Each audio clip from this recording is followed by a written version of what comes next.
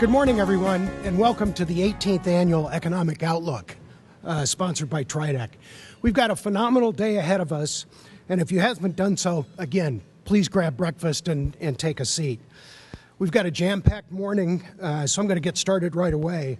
This year, TRIDEC has created a bolder and brighter economic outlook. We've formatted the event so that the audience can actually join in the conversation. We'll be using a simple audience interaction web-based platform called Slido.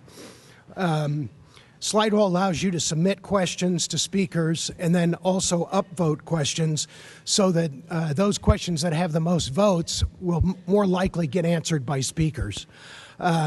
Throughout the event, you'll be able to express your interest or your opinion by these live polls. So it's really easy to join, and at this moment, I'd ask you to take out your smart device. Flip phones aren't going to work on this, so if you've got a flip phone, don't worry about it.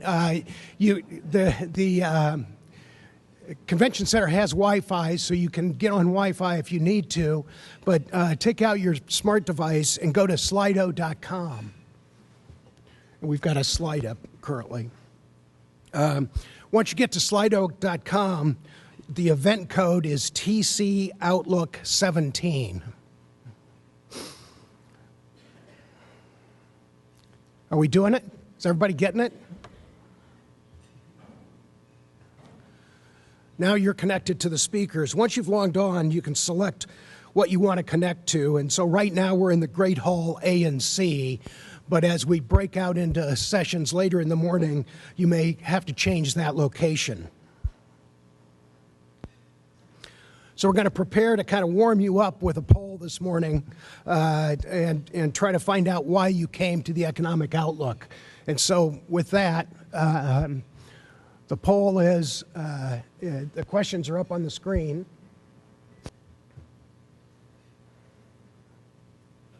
That bottom, my boss made me come, that's just the TRIDEC employees that are voting on that, so you can tell.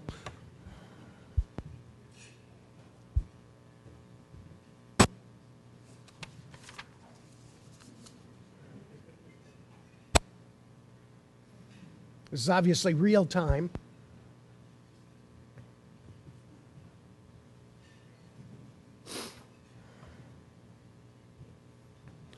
Okay, so great. Now you're plugged into the event. And again, you can use this throughout this morning and type in questions for speakers as you're sitting in sessions, and then those questions will come up at the end of the presentations, and speakers can then try to answer questions. And again, you can vote on questions so that those most popular questions will likely get answered by the speakers first. At this time, I'd like to introduce the elected officials that are with us today or plan to be with us today. First, down here in front, David Replag with Senator Maria Cantwell's office. I think Josh Lozano from the district director for Congressman Newhouse's office is planning on being here. He may not be here for breakfast, but I think he's here later. Matt Benke from the City of Kennewick City Council. Phil Lemley from the City of Richland City Council. Brent Gary, Mayor of West Richland, Brad Peck, Franklin County Commissioner, Jane Haggerty with Benton, Port of Benton, excuse me, Roy Keck with the Port of Benton, I saw Roy here, Bob Larson with the Port of Benton, Skip Novakovich with the Port of Kennewick, Don Barnes with the Port of Kennewick. So would you give those people a round of applause? I know not all are here this morning.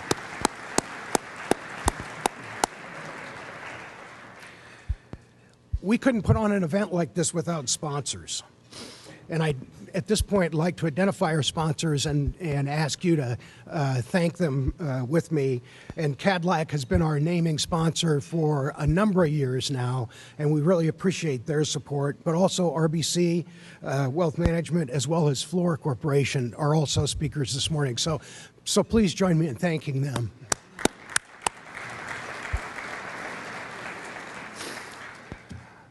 Actually, since 2008, Cadillac has been the naming sponsor, for a premier sponsor for this event. And it's been, I think, gratifying for us that we have Cadillac coming back every year and wanting to sponsor the event. It's been a great event for us, and we couldn't do it without Cadillac. So here to welcome all of you to the Economic Outlook is Lane Savage, the Chief Operating Officer, Southeast Washington Service Area for Providence Healthcare. Lane.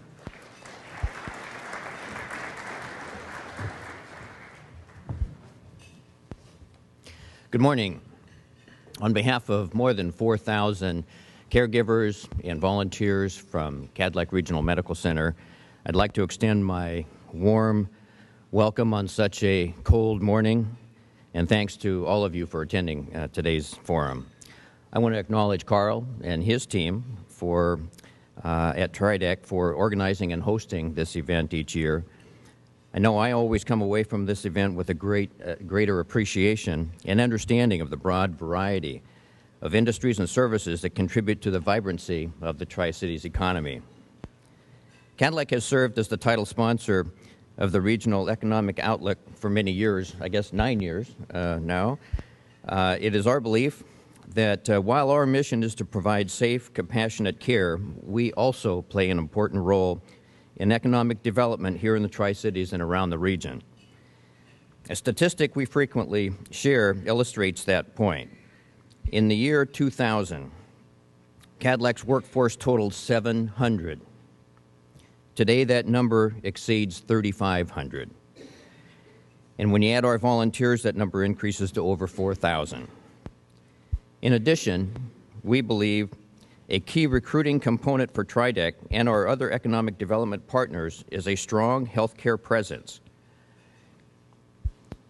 Prospective businesses want to know the scope and reputation of the healthcare sector, and we're proud to share our story and the talent and expertise of our team at Cadillac. In one of these sessions later this morning, you'll hear from a team of our senior recruiters. They'll offer further details into our needs at Cadillac and the expected continued and increasing demand for healthcare workers around the region and around the country. We're very proud of our partnership with our local schools, higher education partners like Columbia Basin College and Washington State University, and other educational institutions who are training the workforce of tomorrow. While the future of healthcare on the policy side is at best uncertain, we do know that there will be continued demand and need for healthcare services. Cadillac is well positioned to meet the needs of our patients today, tomorrow, and well into the future. I know you'll enjoy the forum today, and I thank you for taking time to be here and to become more informed and engaged in our community's economic future. Thank you.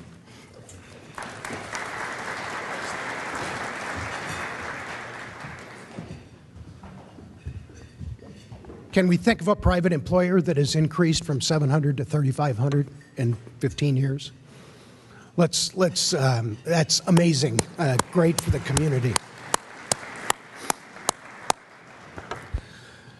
We're now going to kick off the event with our breakfast keynote presentation, the Washington State's Outlook for Business. And that's with Chris Johnson. And then immediately following that, we'll stay in this room and we'll have presenters from for the regional economy as well as DOE and Pacific Northwest National Lab, the Pacific Northwest Site Office. I'd like to now introduce Mike Schwenk. Mike is the immediate past chair of AWB. He's a former Tri-Citian of the Year. He's a former TRIDEC board member. He's a former TRIDEC chair of the board. And he also is a former TRIDEC CEO and a good friend. Mike, come on up and introduce Chris.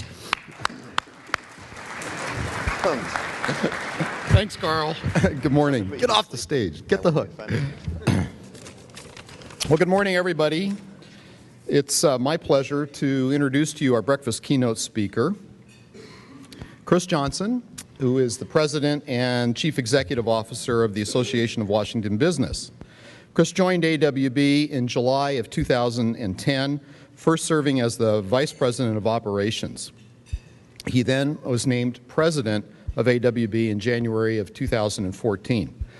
In his capacity as AWB President and CEO, Chris serves on the following boards and groups: the Washington Healthcare Forum, that's appropriate, given our sponsor this morning, Washington Research Council, Forterra Incorporated, which is a subsidiary of AWB, Ready Nation, American Chamber of Commerce Executives, Enterprise Washington, Washington Business Week, the Council of State Manufacturers Associations, the Council of State Chambers, National Association of Manufacturers Advisory Group. Prior to joining AWB, Chris was the president and CEO of the St. Paul area Minnesota Chamber of Commerce. There he led initiatives resulting in state and federal funding for the Central Corridor Partnership, which brought light rail transit from downtown Minneapolis to downtown St. Paul. He led a comprehensive rebranding effort of that chamber and played a key role in the 2008 Republican National Convention in the Twin Cities. I'm sure there's some pretty good war stories about that. Johnson was also a member of the Twin Cities leadership team that helped secure funding for reconstruction of the Interstate 35 West Mississippi River Bridge, which you all may recall collapsed tragically in 2007. Before his work in St. Paul, Chris served as president and CEO of the Tri-City Regional Chamber of Commerce. It was during Chris's time here in our community that we had the chamber mergers creating that Regional Chamber of Commerce, which we all know today, serving over 1,000 of us local businesses. In 1997 to 2002, Chris served as manager of government and public affairs up in Spokane at the Regional Chamber of Commerce there, where he led advocacy efforts on local ballot issues, and he helped develop a grassroots program. Chris is a graduate of the University of Montana Western and the U.S. Chamber Institute program. In 2003, he earned his certification as a chamber executive by the Institute for Organizational Management from the American Chamber of Commerce. In 2009, Chris was selected as a fellow for the Ford Foundation's focus on regional sustainability development. On a personal note, I've been an officer of AWB now for 4 years, just wrapping up 2 years as chair. During that time, it was my pleasure to have been part of the selection team that resulted in selecting Chris to be the president and the CEO, and then watching him take the reins and refresh that entire institution over the last several years. It's been a great journey, and last year I think the culmination of all of that effort was when the Chamber AWB was selected as the United States state-level Chamber of Commerce of the Year, putting them at the pinnacle of all state chambers. Actually, that was North America, wasn't it? Because it included Canada. So #1 chamber, state-level chamber in North America last year. I will share with you just one thing, though. If you see Chris, and many of you do know him, that if he approaches you and asks you to get involved, just say no. Because once he sucks you in, you will never get out. It's a life sentence, so be forewarned. Also, I want you to know that if any of you do any of that Slido stuff with respect to my presentation, Chris is going to answer any questions and deal with the comments. But anyway, please join me in welcoming back Chris Johnson. Thank you, sir. Is this on? Can you hear me? Is this working this morning? Great. So I thought I would start this morning by saying this is what Tri-City is supposed to look like this time of year. It's what I always lots of green, warm weather. So it's great to be back here in the Tri-Cities today to share a little bit about what's happening in the economy, what's happening both at the national and state level on policy, then talk just a little bit about what's going on here in the Tri-Cities. Let me also start by thanking Mike. We've had a number of chairmen at AWB, 2 of them from the Tri-Cities. Mike has led AWB phenomenally the last couple of years to new heights. We've had record membership revenue. We've had record total revenue. We've engaged in public policy efforts that we've never engaged in before. That's in Mike's leadership. And we have a new strategic plan at AWB, and he's really led us to heights. So Mike, thank you for all the work you did for AWB as well. So let's start a little bit with the economy. What are we seeing? What are we hearing? What's happening in the state? This is a national perspective just out earlier this year that talks about how the economy is performing from a GDP perspective. As you can see on the chart, you can see how we performed since 2015, quarter over quarter GDP-wise. A couple notes that stand out in here, and one's the second bullet. We now experience the first Federal Reserve rate hike in some time. A nominal rate hike, but a leading indicator that we're going to see more of these rate hikes going forward. Second, healthcare costs are the number one concern relative to unexpected expenses we're seeing across the country. That's what they report in here as well. And last but not least, and it cuts off here on your chart here, regulation is really hurting employers as they talk specifically in the manufacturing space, as they talk about what are some of their pain points. It's about the amount of regulatory issues, both state, local, and national, that they have to deal with as employers throughout the country. On the opportunity side, this is a slide that came out of the National Association of Manufacturers that talked about some sense of optimism after the elections and before the inauguration about the opportunity to see some of those regulatory issues addressed going forward. As you see in the top bullet there, we've had really nominal and incremental growth since the recession, 1% to 2%. Not enough to sustain economies going forward. We need to be in the 4% range. And as you can see here on the slides, there is some sense of optimism going forward. But let's start by talking about how has housing done. These charts come to us from and they are both a great reflection of what's happened nationally, which is what this chart is here, but what's happened in Seattle as well. If you look at the 2009 to 2011 time perspective, you saw the correction in the housing economy being a 22% correction. Then you go from 11 to 13, and you saw the nice uptick to 2.1% negative growth. Now look at where we're at the end of 16 going into 17. We returned to 07 levels. As a nation, we're up 6.5%. You go to Seattle, and this market is up another 4 percentage points. So you can recall when Seattle was having auction sales on condos, and they couldn't unload the condo is staying on the market less than 7 days, and is having multiple above list price asks on it. It is as hot as it was in 07 today in Seattle. And inventory here in the Tri-Cities reflects some of that as well, right? Inventory is, if you're a seller, this is a great time to be selling. So I saw Jeff Thompson here earlier today. Jeff would probably be happy to sell your house and help you move, right, Jeff? On the small business side, this is a mixed slide for us. As a state and as a country here, we know that 4 out of every 5 jobs come from small business employers across the country. It's true here in the state of Washington. So Washington ranks number one for small business growth. But where is the majority, would you guess, of that small business growth taking place today? The rural area, urban area, in one pocket, 2 pockets? Where do you think it's happening? It's happening in Seattle. 90% of the small business growth in the last 24 months has been in Seattle. So not statewide. AWB has a new mission statement that Mike led us to, which is we want to be the leader and unifying voice for economic prosperity throughout all of Washington. What it's going to begin to tell you, and you'll see here in the next couple slides, is that we're not seeing economic throughout the whole state. We're seeing it in pockets. So here's the first slide that begins to talk about that. This is the unemployment rate by county. This does not include people who are no longer tracked, what's called the U6 numbers. That's in this rate. What you'll see is the peninsula has been stubbornly high, with Pacific County on the far left and Ferry County in the far northeast corner of the state leading the state's unemployment rate at near or above 10% for the 5 years, month in, month out. So the darker the color is, the higher the unemployment rate is. So just look at that for a minute.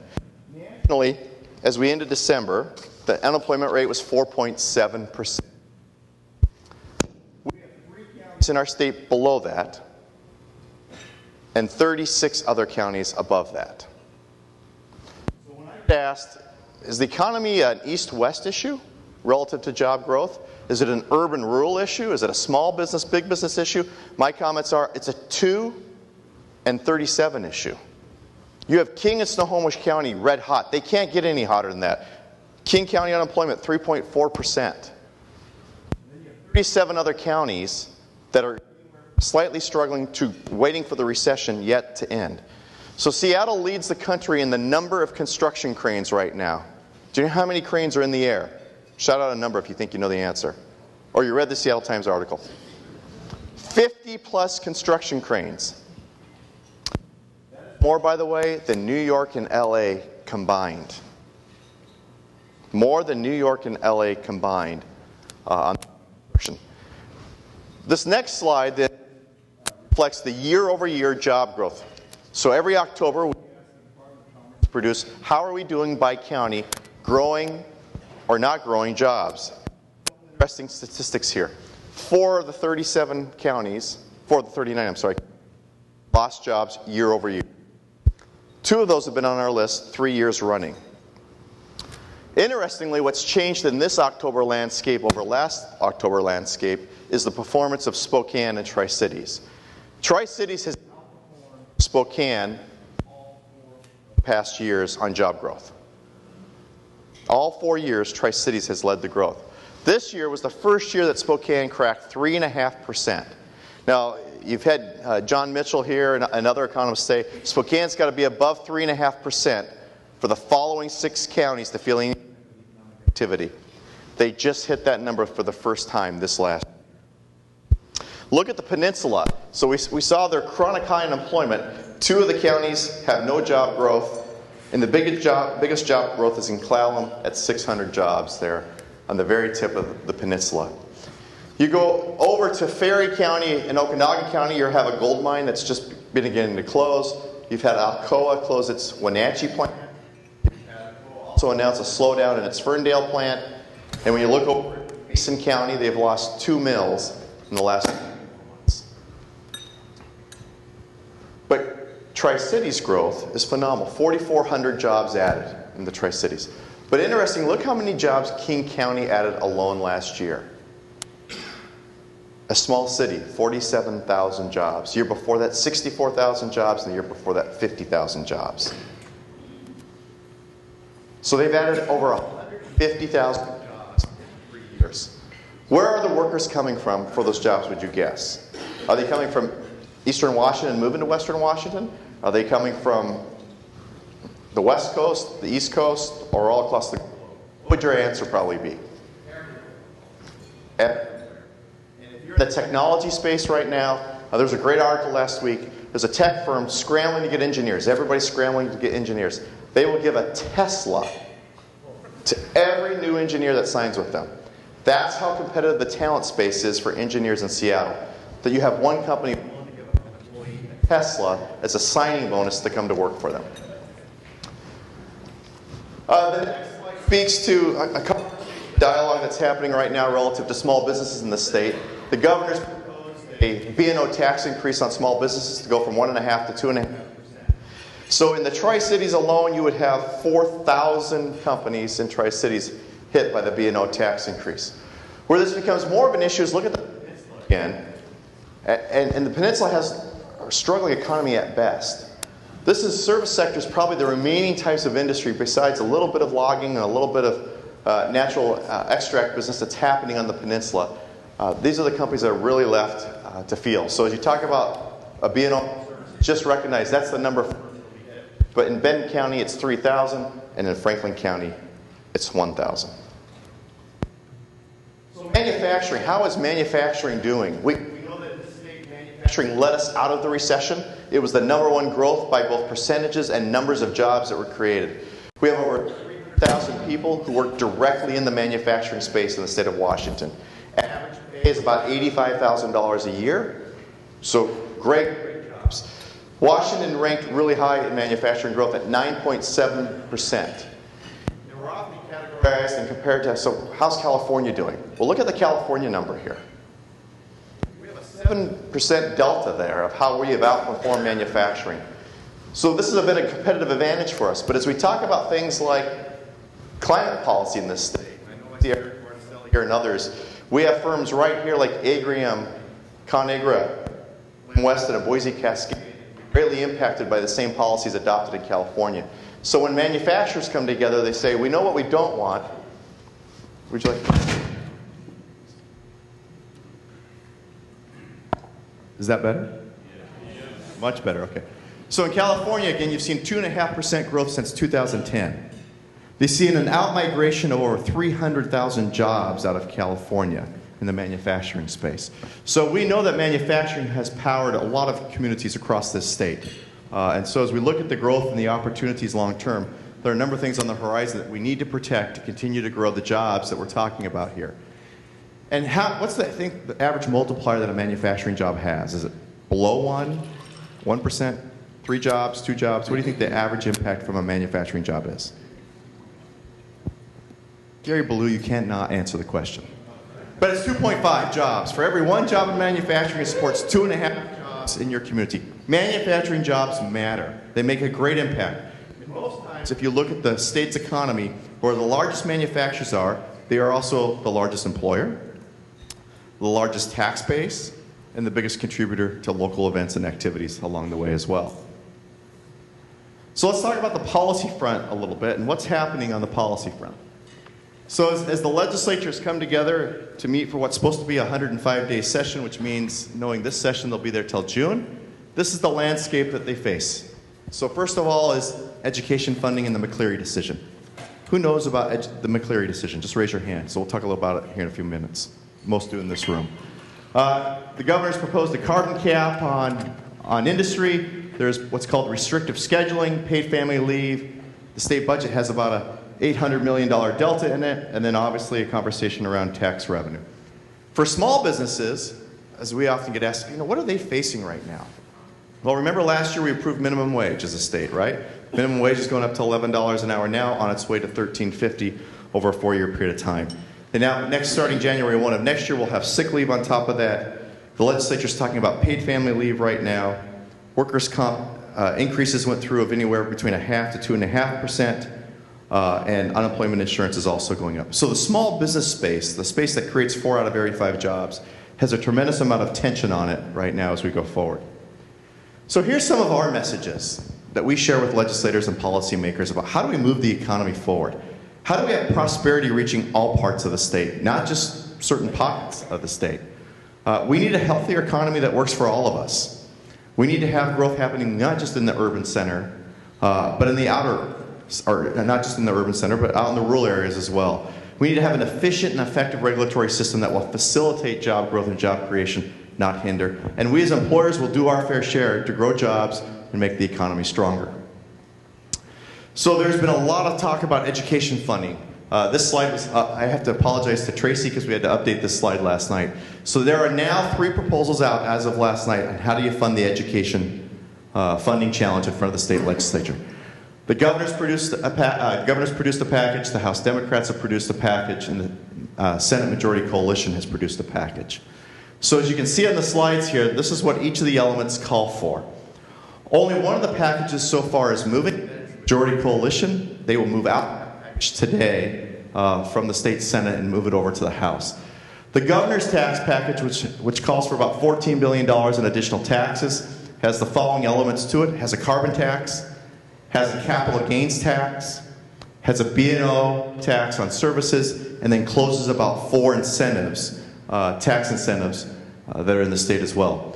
The Majority Coalition Caucus's proposal, which is really the one that's moving right now until something else moves, deals with the issue of what's called a levy swap. Looking at their proposal this morning, levies would remain the same or go down in 40 of 49 legislative districts. They'll go up in 9 legislative districts for the remaining. This is the ability to take local money, match it up with state money, and send it all back to the schools. There's certainly going to be a lot of debate about, do you do a levy swap?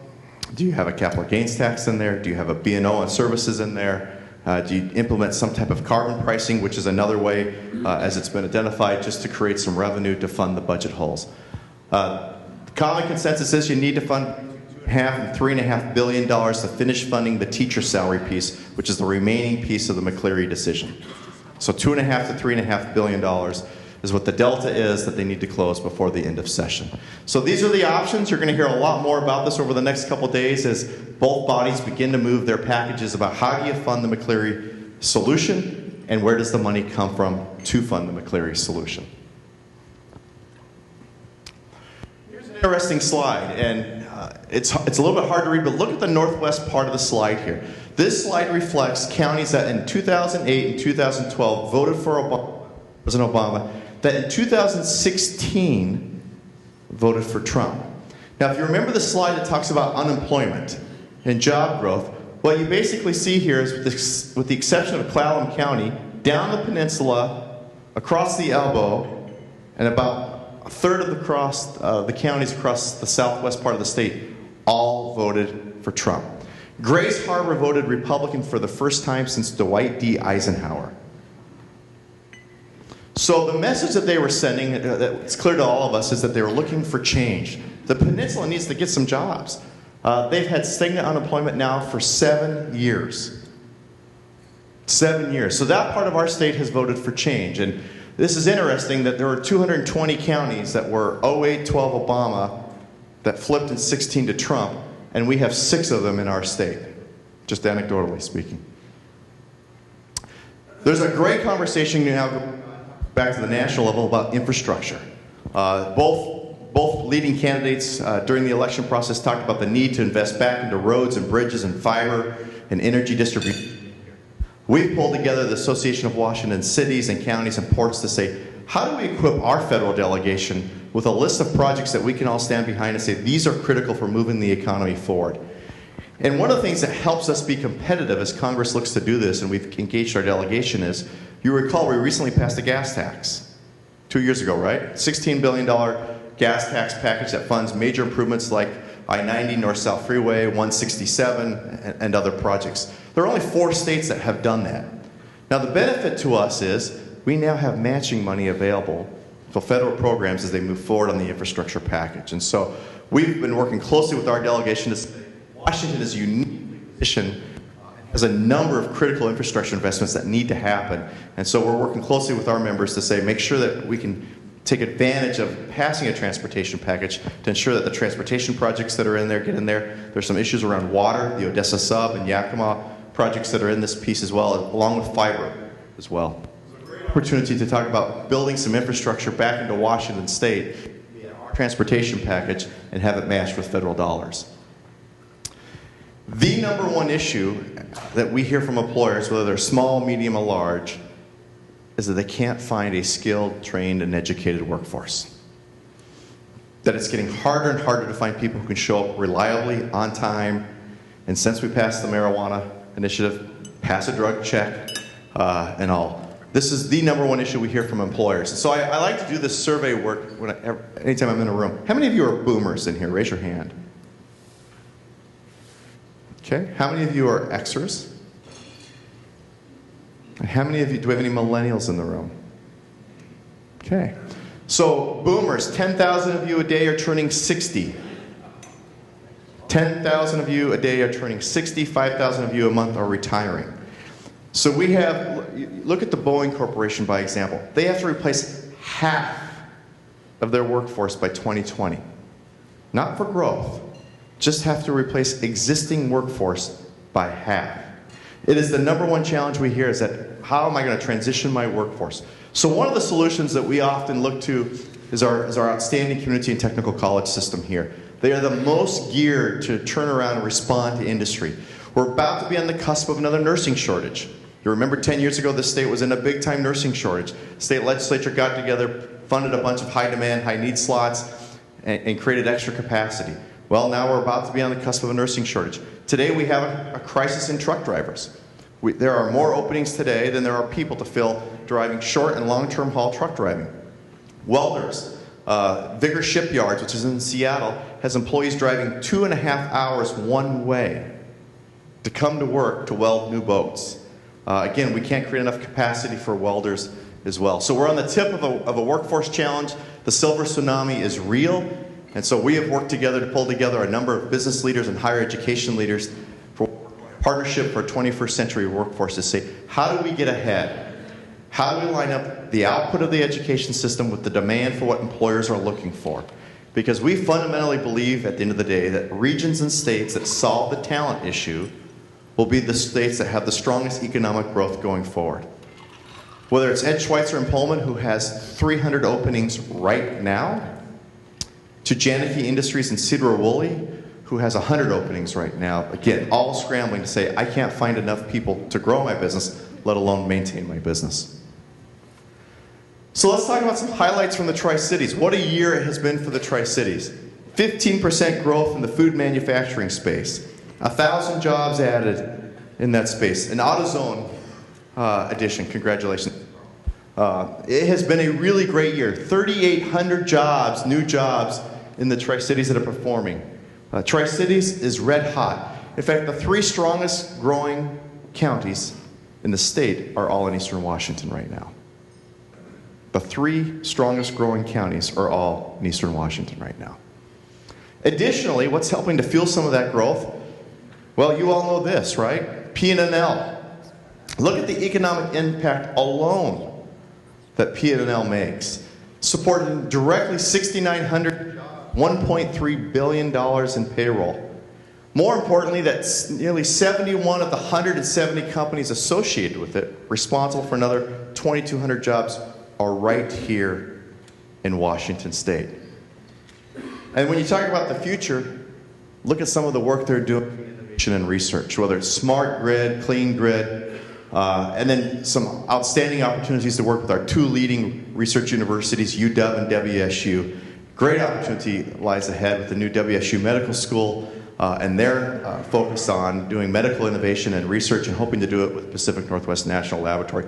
We are gifted to have a national laboratory. In fact, if you walk around the Capitol campus, as Diane Howard did and Roy Heck did yesterday, you'll see about 50 of these little vignettes that are throughout the Capitol campus, all talking about P&L and the impact it has on our state, and it's truly a state asset headquartered right here in the Tri-Cities. And as we talk about climate discussion in our state, we have to talk about how is the Mid-Columbia Energy Initiative parlaying up Tri-Cities to be really a green leader, right? We talk about hydropower, nuclear, the potentials for SMR, something that Senator Sharon Brown works very diligent on. Biofuels, smart grid research, all happening right here in the Tri-Cities. Tri-Cities is leading the way as it comes to clean energy and the options about providing good solutions and innovation and technology to solving the climate challenges that we face. You also have to talk about some of the great assets that we have as we think about the river shore, right? And a number of initiatives have been going on for some period of time. I think studies going back to 1988 to say, how do we recapture that river shore and take advantage of it? I think it's important to give local control back to local citizens, and that's clearly what the effort that's happening between Doc Hastings and Brad Fisher and others.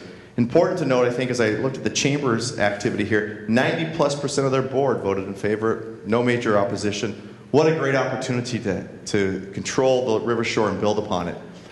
But I also don't want to forget the last one there, which is, we thought we were done talking about dam breaching in this state and the role that the Columbia Snake River dams play, not just in navigating goods and services, but producing energy here. What is the #1 benefit that we get from the Columbia Snake River dams? Low cost, affordable hydroelectric power, right? So when we think about Grant County, which is known for having, a little bit tongue-in-cheek, the cheapest power on the face of the planet here. And you think about some of the most major intensive industries that are there, SGL, making carbon composite fiber there, REC and others. But that is a benefit that we've enjoyed. We thought we had that debate and we were done. Well, we're back at it again. Tri-Cities is playing an important role in that conversation, and we're going to need to remain diligent about what happens with the Columbia Snake River dams. This has been an economic competitive advantage, power rates, that no other state, in fact, many other countries don't have. We need to continue to protect and defend, if not grow, this important industry that we have as a state. Let me get to my last slide and start with that new airport when I flew in last night is really, really cool. Just listening to people as we got off the airplane last night, yeah. You know, it smells new. It's like that car that you just bought. It smells new, you come in. Yeah, I was listening to people say, wow, this really turned out beautiful. Another couple said, that wasn't open on Sunday when we left, when we walked in. But I would tell you, I think at a more higher level, as a person who gets to fly a lot, you know, what a great front porch to your community. You're bringing a family member from out of town, you're bringing a prospect to town for business. The very first experience they have when they come into town if they're flying is the airport. We just send a message as a community that we've got our act together, that we've got almost a mini SeaTac. I mean, the big thing, a wall there of mirrors and windows there, it's just beautiful. So hats off to the team that did that. But more importantly, look at the diversified economy that's happening. And it's something that Tri-Cities has been working on for, back to when Mike Schwenk was president of TRIDEC. We have a strong and robust growing national laboratory. We have an agriculture system that continues to add jobs up and down the production stream and up and down the value stream. Food processing is going to only grow in our state if we adopt good policies going forward. Medical, and we heard from Lane already, the growing role of medical. Think about what this community looked like in medical services just 10 years ago and where they were, and think about what they look like today. Think about the jobs that are associated with that have a huge impact in our community and our economy. Manufacturing. 50 plus different manufacturers today call Tri-Cities home. And some of the neatest startups are happening right now. Carbitex. If you don't know about Carbitex, what a great up and rising company that's doing some amazing things here. And then last but not least, remember that we work so hard as a community in higher education that we wanted to see WSU Tri-Cities go from a 2-year campus to a full 4-year university and see stronger programs and partnerships out of the 2-year system over at Columbia Basin College. Cities is on the tear. It's doing great work. That's reflective in the growth, the year-over-year growth. It's reflective that you led this state. You led the state in job growth as a percentage over the last year. Thank you.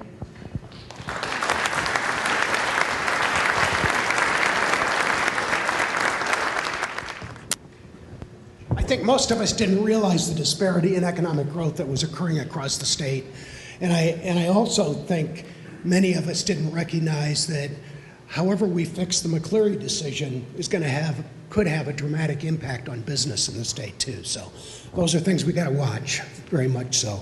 So our next speaker this morning is Aisha Soltnick. Aisha is the regional labor market economist for the Washington State Employment Department. Aisha has been a kind of a perennial at this event for a number of years, and she probably is the one single person in the community that probably has the best handle on the economy and what's going on. I know we call her a lot when people ask us questions to get answers from Aisha. So with that, Aisha, welcome.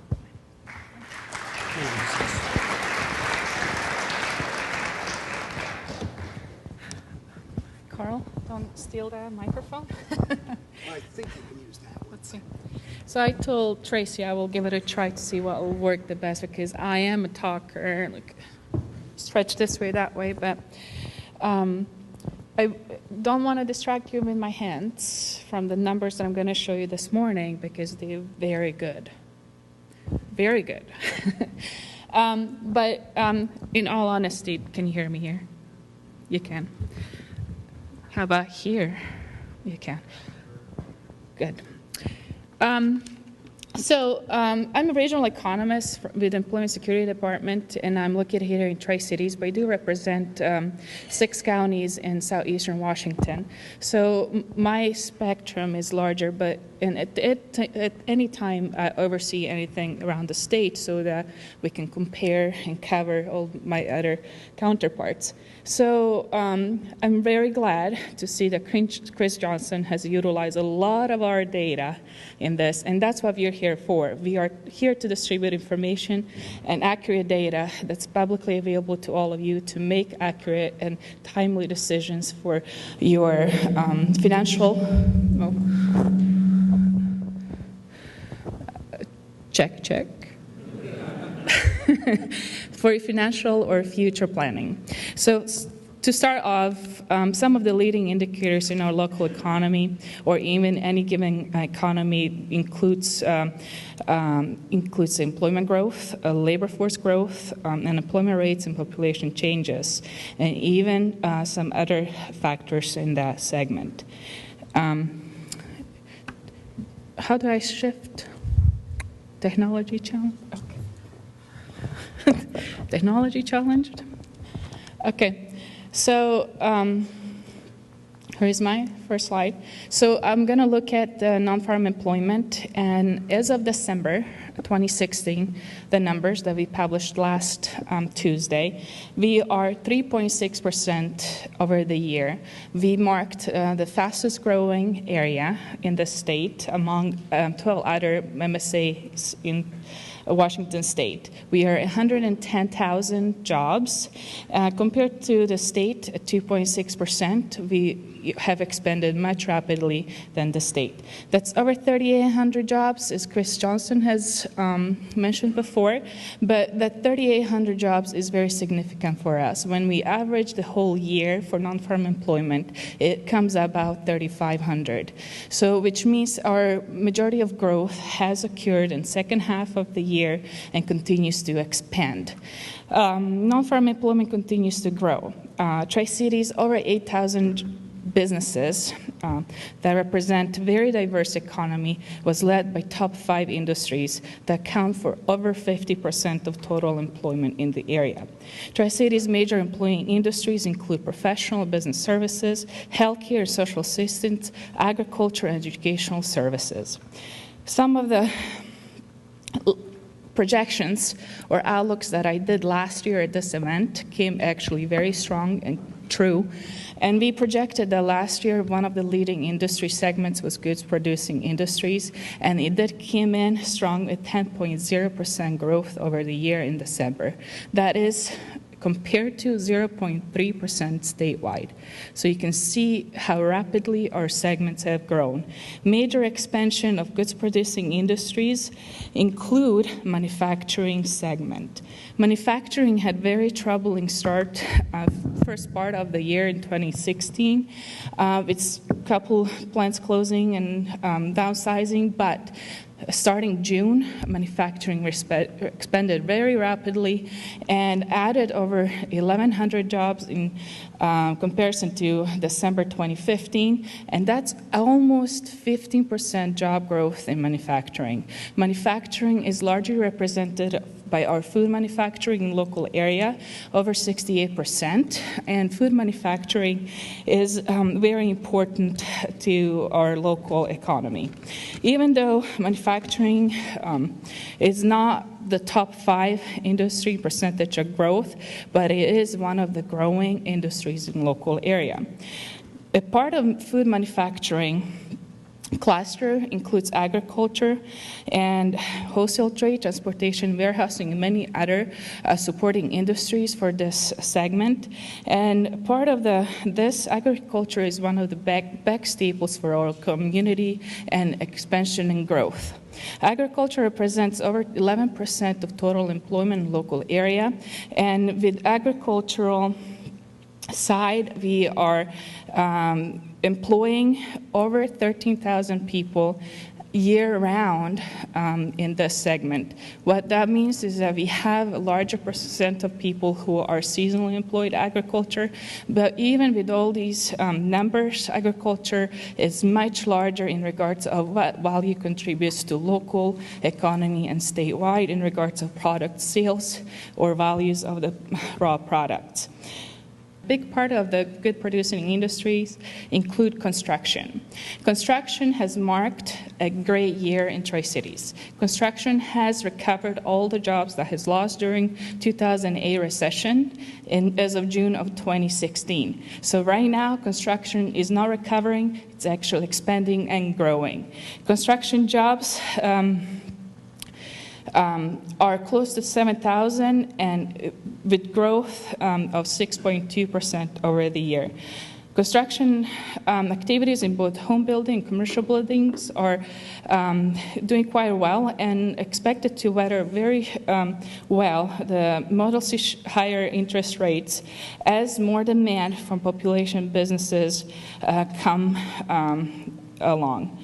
Service providing industries are contributing greatly to expansion as well, but not as at the larger rate. Service providing industries represent over 82% of total employment in local economy, at 2.6% of employment from December 2015 to 2016.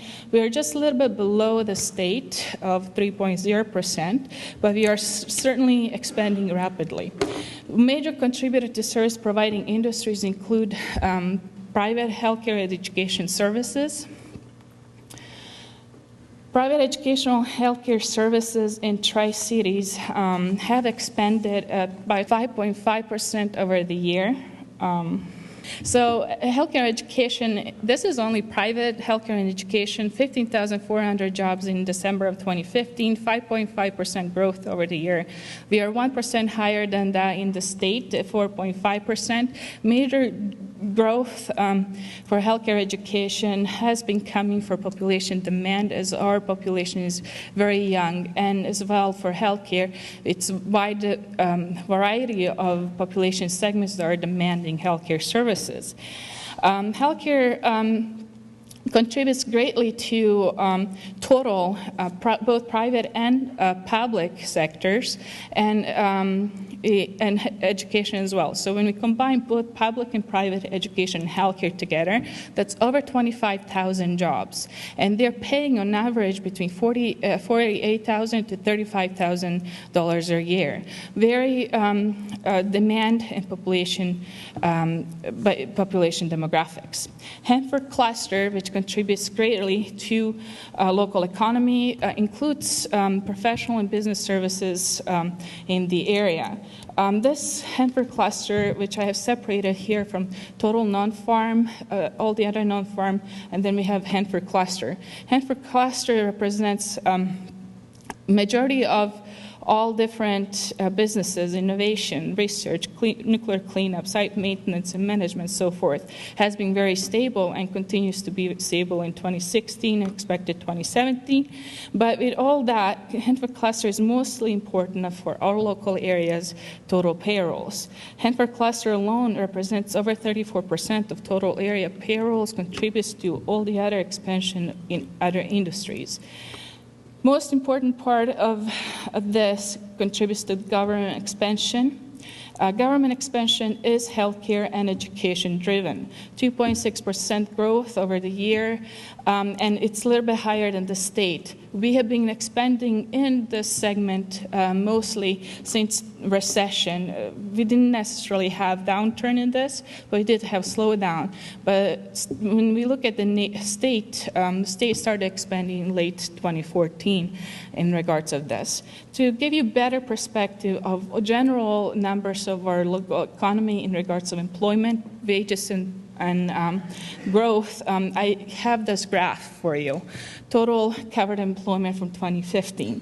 Some of the numbers might not be well to be read, but I'm going to show you third column from your left or right, where it says percent of total employment. We can see agriculture, retail trade, professional technical services, and administrative services, but most important, I want to show you that almost 50% of total wages and payrolls belong in three major industries, and that is government, 18.9%, healthcare and social assistance, 10.3%, administrative-based services at 14.1%, and professional technical services at 16.4%. Average annual wage for all industries in 2015 in local area was $47,440. Mainly because of expansion in that wide variety of industries and main leaders of payroll growth. Average annual wage growth in was expected and happened actually in transportation and warehousing. Transportation and warehousing expanded in 2015 by 12.3%, mainly due to great economic enforcement and growth and expansion, but that contributed greatly to expansion in payrolls. Payrolls in transportation and warehousing expanded by 14.8% or close to 15% just over the year. So just to show you that it's not only top 5, there are other industries that are rapidly expanding, growing, and contributing to that payroll number. Housing index, this is the really only slide I'm going to show you. All of these payrolls are coming from industries and individual ability and consumer confidence are driving a lot of real estate transactions. Measure of movement of single-family prices is measured by this index. And we can see state in orange has expanded very rapidly. It has been expanding since July of 2012. But our expansion for local area, which is in blue line, has started expanding in late 2014. Expansion just over the year from July 2015 to July 2016 was 7.7%. That compared to the state of 11%, which is mainly led by the Seattle housing market. All the other areas in eastern Washington, including Spokane, Wenatchee, Walla Walla, and Yakima, have fallen below that 7.7% rate that we have seen locally. So investment or value of your housing investment has grown dramatically over the past year in Tri-City area. Years before, our housing market has only grown about 2.5 to 3.5%. We have doubled our growth. We are expecting the numbers that come in for the third and fourth quarter in 2016 to see these in double digits. So as we know from the housing side and housing market. Population contributes greatly to the demand of all service-providing industries, some goods-producing industries, construction, retail trade, education, healthcare, leisure, hospitality, and food services. And population in Tri-City is yet another leading industry segment, leading indicator in the whole state. Fastest expanding area in the state in regards to population growth rate is Tri-Cities. Franklin County expanded over the past 5 years from 2010 to 2015 by 2.3%, and Benton County 1.5%. Statewide expansion in population was 0.8% over the same time period a year. So we can see just in the graph, we're kind of going to be off the charts very soon if this continues. Over 279,000 people live here, and very large of households, and these households are comprised of different demographics. And I want to just show you one demographic that drives some of this demand for many industries, and that's age. Age in Tri-City area is very diverse. On your right side, we have Benton, Franklin in yellow and green, and then state and U.S. in orange and blue. We can see that Franklin County in green has a very large number of people living in the area that are below age of 24. Over 21% of people living in Franklin County are very young and age 24 or less, which means demand for those educational services is very high. Also, not to mention that we are still in that growth spur. Benton County has very expanded population throughout segments, but it does follow the national trend with larger population being on the 45 and older. But average or median age for Benton County was 35, state 37.5, and Franklin County was 29.5 years of age. So we can see where the demand and growth continues. Local population propels business, community, and all other investments forward by creating ample demand and supply for jobs and workforce. Labor force market reached 134,000 people in Tri-City area. Tri-City area combined both counties together. labor force expanded by 2.9%. That contributed to our stable unemployment rate of 6.8% when compared to year before. But our expansion in labor force has been a little bit faster than that in the state and the nation. National labor force has been kind of slow moving in participation, but when we look at our labor force, it's contributing to that expansion and consumer confidence and people confidence in local economy. We do want to see this graph, or blue line, to continue to expand, which contributes ample supply of workforce.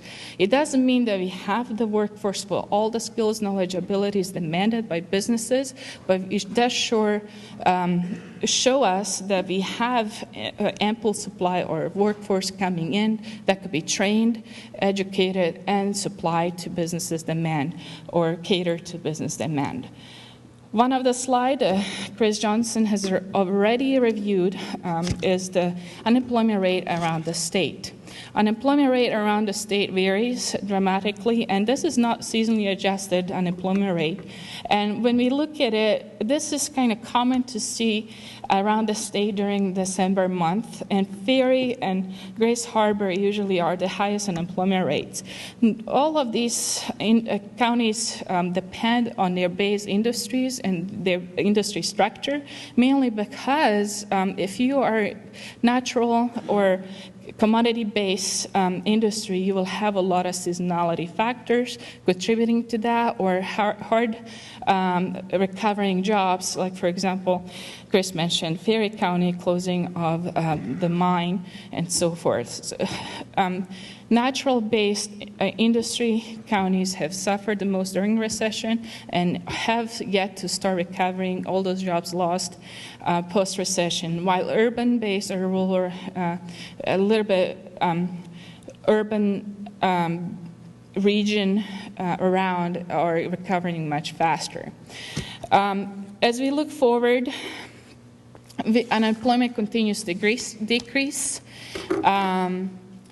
And we are expecting to continue decreasing or stabilizing this year. We did have very high unemployment rates, but mostly our population will drive this.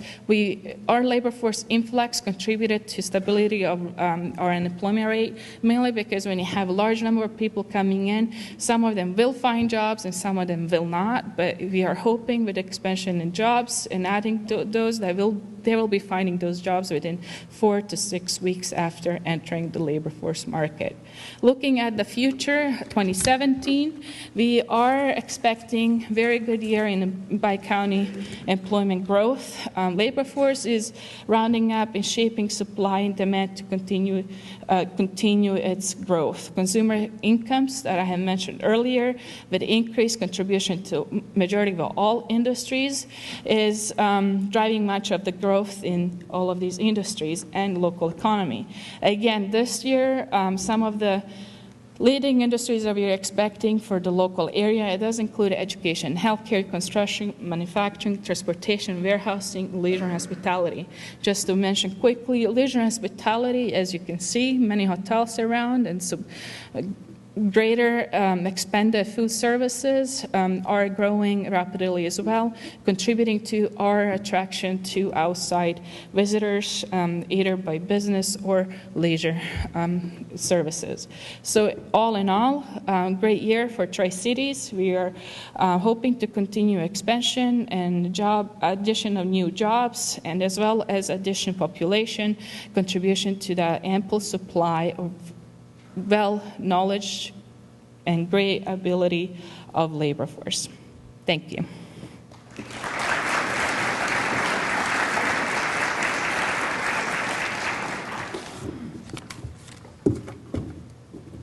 Thank you. Thank you. Thank you. Great presentation. I think you all have to agree with me that the more we understand about what's going on in this economy, the better decisions we're going to make during the coming year with regard to our own business. And I've got to thank some of the small business people in the room with a better understanding of where this economy is going. you can you're going to do well against your competitors that aren't here, simply because you understand what's going on and you can make those informed decisions. And Aisha's been a fountain of information in terms of information on this economy and what's happening in the economy, and we always look forward to having her here. So thank you again, Aisha, very much. Thank you.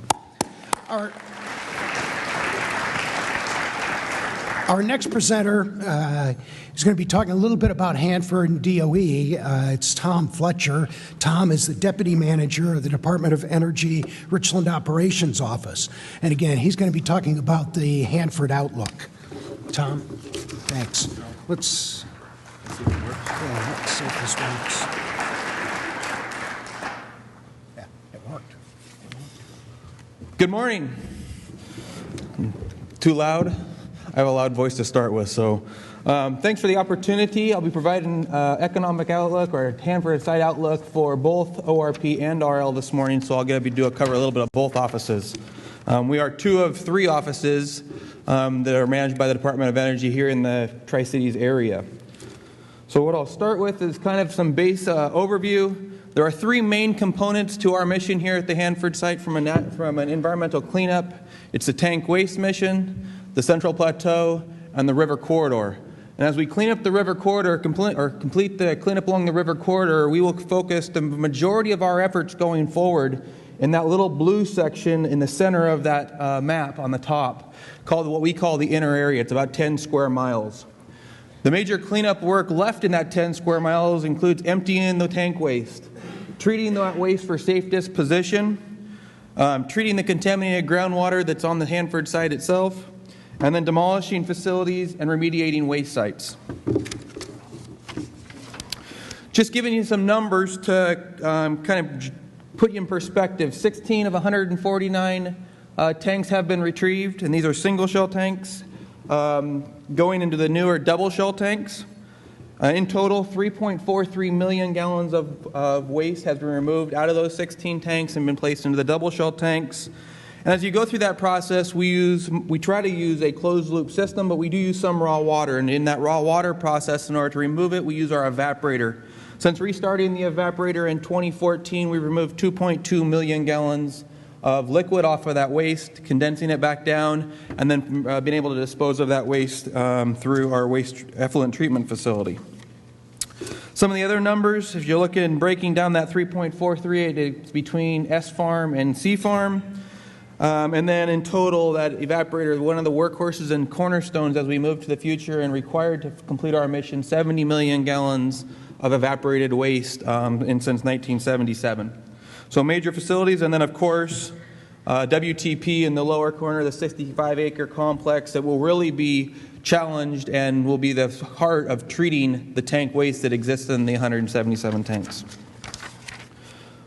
In a similar view from the Richland Operations Office, talked about treating groundwater, 16 billion gallons of treated groundwater, removing over 300 tons of contaminants, and I'll give you a statistic for last year alone and coming up.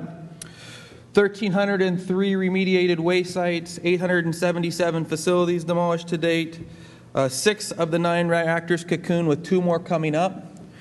And all the spent fuel being moved to dry storage, and then lastly but not least, over 12,000 cubic meters of waste being removed out of the ground. So kind of some current stats from last year. In the near term, we've implemented a number of actions to improve tank farm worker safety. We completed the 16th retrieval for C Farm. This has got 1 tank left in C Farm to go. That's C105, and it's scheduled to complete this year. We restarted the effluent treatment facility and treated over 5 million gallons through the effluent treatment facility last year. And then we've initiated actions both on the tank farm side and on the WTP side to be able to treat waste through direct feed law as early as 2022. And once again, going back to what is the cornerstone with the high-level waste facility and pre-treat, we've continued to make progress on those as well.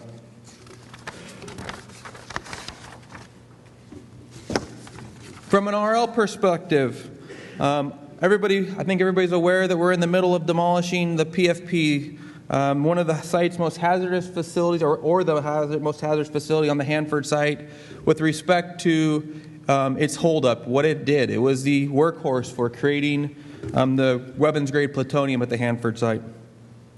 Treated 2.1 billion gallons of groundwater last year and removed over 90 tons of contaminants. And a vast majority of that, or a good majority of that, came directly out of the heart of the Central Plateau with the 200 West Pump and Treat, which is a state-of-the-art system. Preparing to remove the remaining radioactive sludge that sits in K-basins up onto the Central Plateau, and then finishing up projects along the Columbia River so we truly can get down to that 10 square miles in the inner area. As we look to how we're currently organized to manage these contracts, we're organized around 4 major contracts. CHPRC doing waste site remediation, groundwater, and really focused on the Central Plateau. Now we did just add, with the closure of WCH, we did just add the river corridor components to that. Mission Support Services, which is your infrastructure service contract. B&I, who's doing the construction of WTP, and WRPS, who is the tank farm operating contract. So Hanford brings approximately $2.3 billion per year, and this is specific to environmental remediation side of the house, brings $2.3 billion a year to the Tri-Cities economy. Dewey Prime contractors spend about $626 million of that 2.3 in subcontracts. And we employ about just over 9,000 workers, both federal and contractor, on the Hanford site. In the next couple of slides, I'll go through some more detail of this, but the continued need for cleanup funding at this level and or higher is for the unseeable future. We have a cleanup mission here until the 2050-2060 timeframe.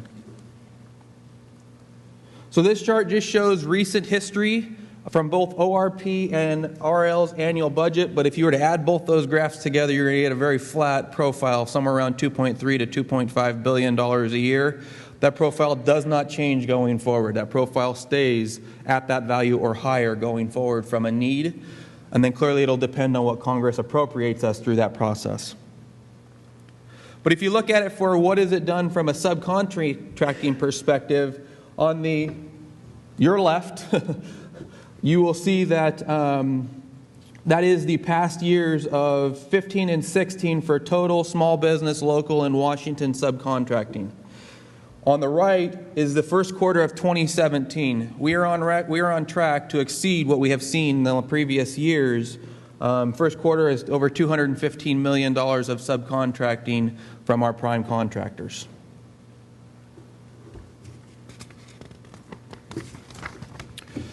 But Hanford's impact doesn't just stop at what do we do from an economic standpoint. There are a number of programs and projects that we do that really focus on the community itself. We have been working with CBC on the welding program, donations of the technology building to the WSU Tri-City campus, and then working on internships year after year, trying to bring that next generation of workers into the Department of Energy and its contractors to maintain the workforce that so many people talked, or a couple people talked about earlier today, that will drive the cleanup mission for the next 40 to 50 years. In addition, we do what's called the Department of Energy and the contractors, but the Department of Energy does what's called Day of Caring. So these pictures you see are mostly feds doing cleanup work around the community that we did as a Day of Caring, giving back to the community for all the hard work that they do for us. A couple of the facilities we worked on was, we worked with Combined Federal Campaign, which is really our Department of Energy's ability to give back through donations, and then Feds Feed Families, which is our food drive, and then Habitat for Humanity. You can see some of the pictures of us working out in the field, cleaning up one of their office in their local Tri-Cities resale office.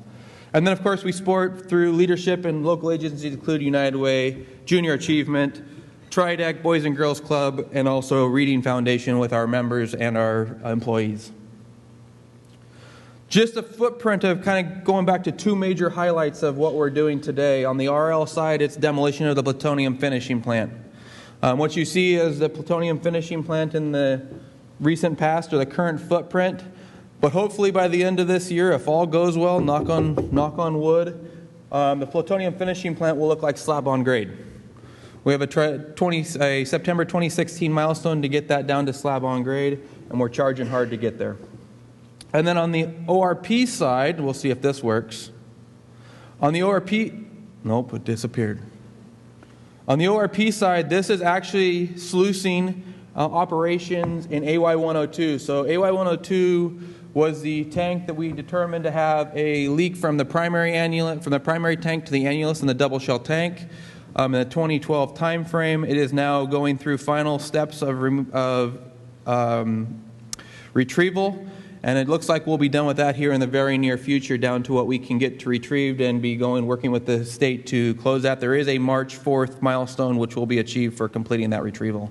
There's a lot more information out there if you want to find out on the Hanford.gov website, as well as we have a number of DOE and DOE speakers in the coming sessions and tracks. So there'll be a lot more information as we go throughout the day.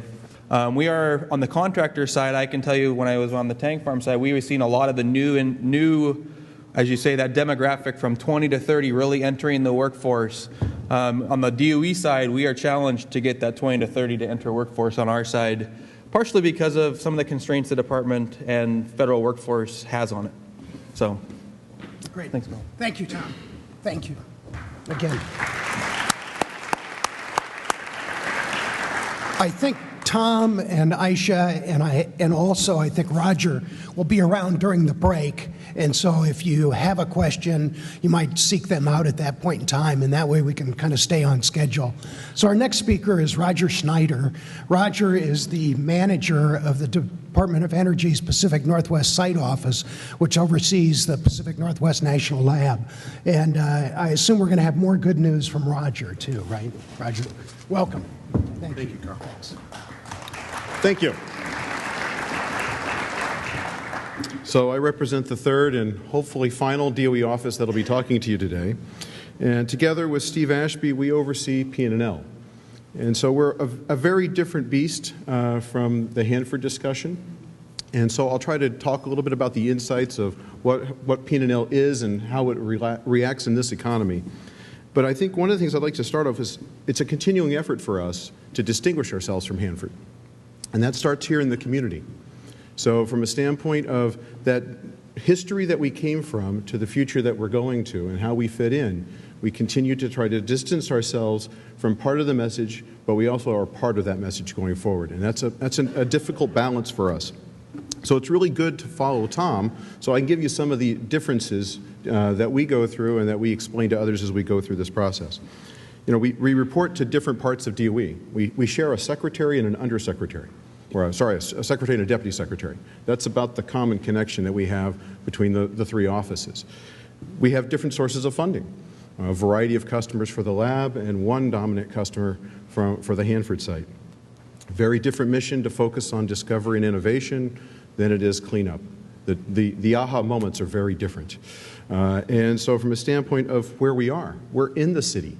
We're before you get to Hanford. We share 4 buildings on the Hanford site. And so again, a very different contrast as you go along. Very different contracts. So we have one contract with Battelle, had it since 1965. And so again, a very different model there, different labor agreements, and a very different focus. And we hope a continuing and very strong relationship with the community as we go forward. So starting there, a bit of context. Oh, there we go. So there are 17 national labs, but they're not all the same. They start very small, $40 million a year operations like Ames, Iowa, or $2.5 billion operations like you see in Los Alamos, New Mexico. But they also vary a lot in how they focus and how they operate. A single customer, much like the Hanford site, is what you have around some of the labs. Or you revolve around one big piece of equipment, and that's all you do. And so again, diversity is a very big differentiator. And P&L is very different than most of the national labs. We have a very broad base. That is a real strength in this economy because there are always ups and downs. And from that standpoint, we draw across all the differences. One area comes up, the other area probably goes down. It manages itself. And that diversity is a strength that we'll talk about today. But what is it we do? And it's hard to explain this because every time you visit the lab, we probably show you something different. Every time you read the paper, you read something different. And so that's because the lab is ever-changing. The work is very dynamic. What we do for one customer this year is probably different than we do for them the next. And so that activity is hard to describe.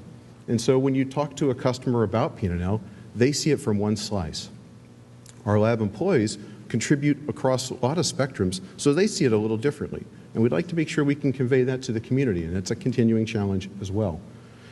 But at our heart, we're really a chemistry lab. That's what we start from. Everything we start from is nested in science.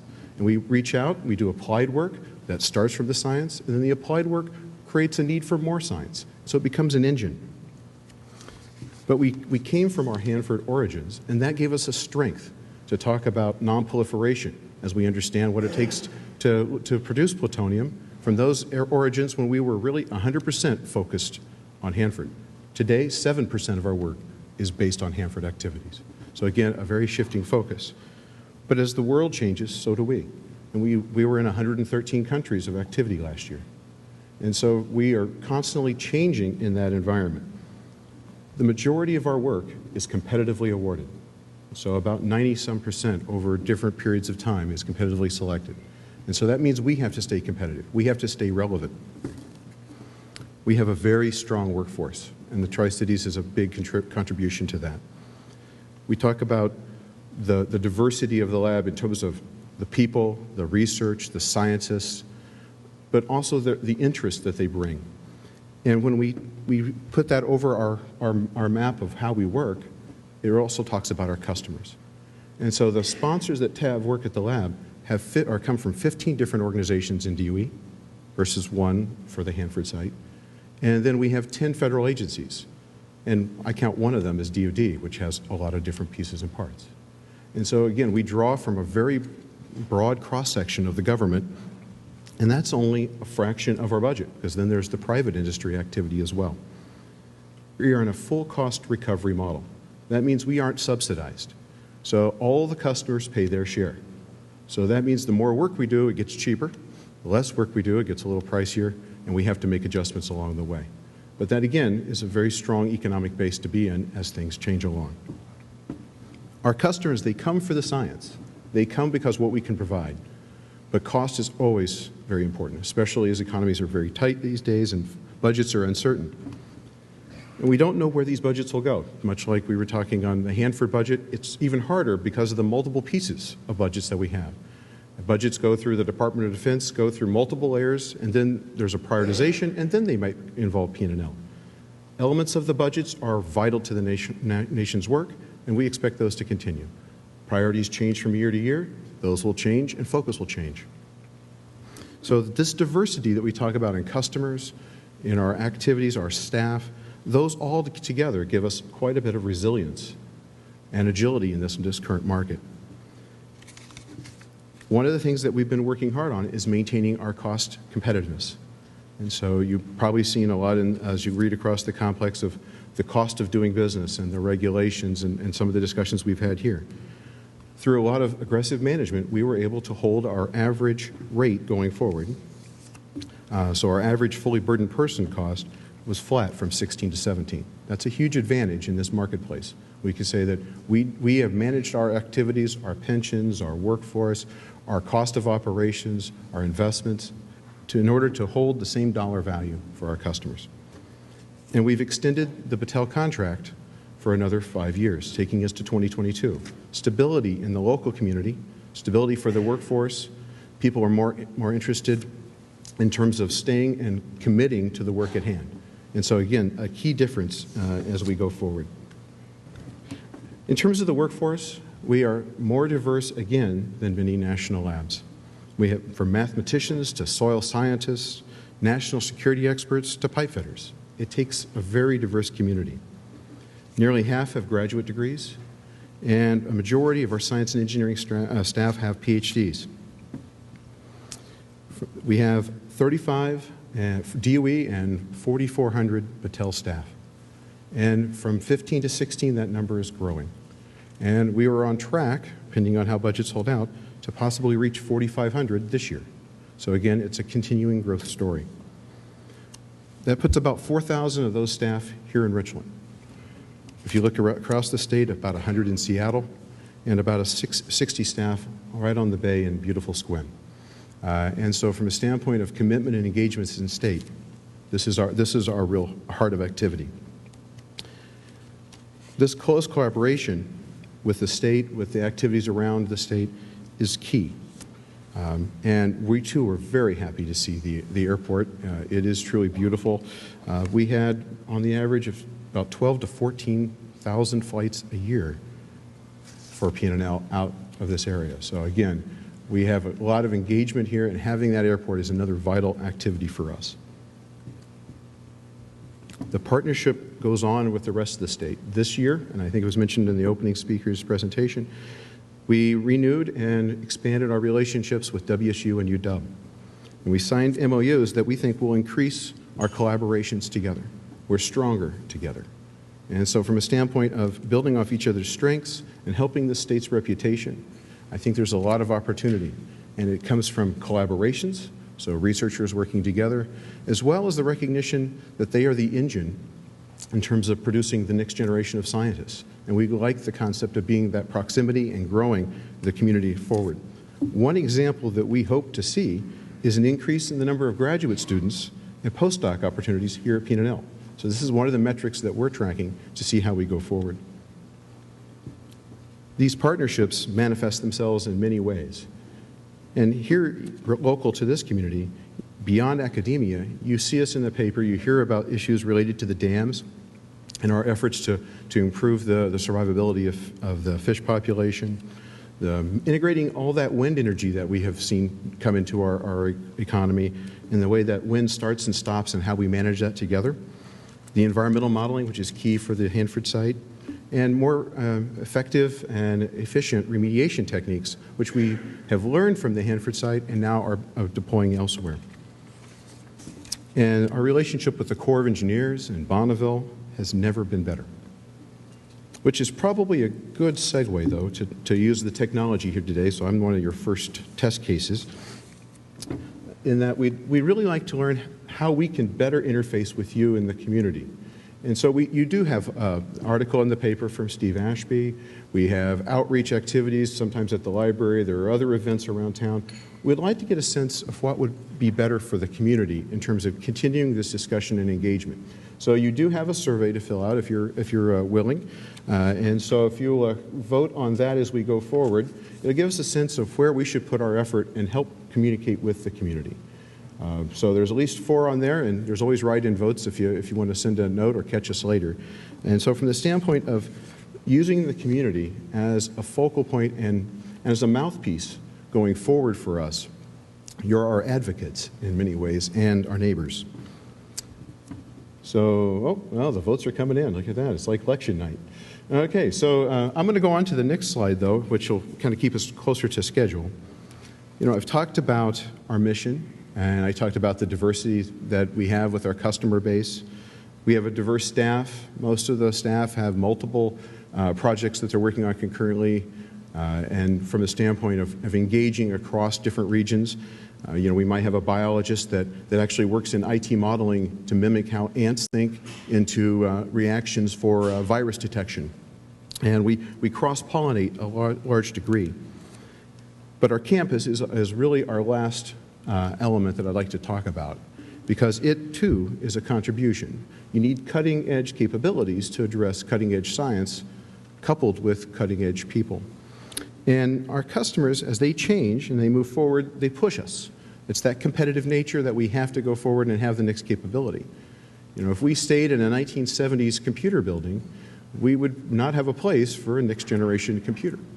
And so our science needs grow and change. The next generation of microscopes are more sensitive than the one before, and vibration becomes more and more of a problem. And you have to design that from the ground up. And the way we work together is very different. It takes a collective group of people to do research across multiple disciplines. It's that kind of a challenge. And so as we looked at our campus, we decided we really needed to think forward. And a couple years ago, we started a 10-year vision. And we add a year each year and move it forward so that we always have 10 years out in front of us as headlights. And that 10-year vision is really prompting us to relook our campus, to prompting us to where we want to make investments. And so we've been on a pace thus far.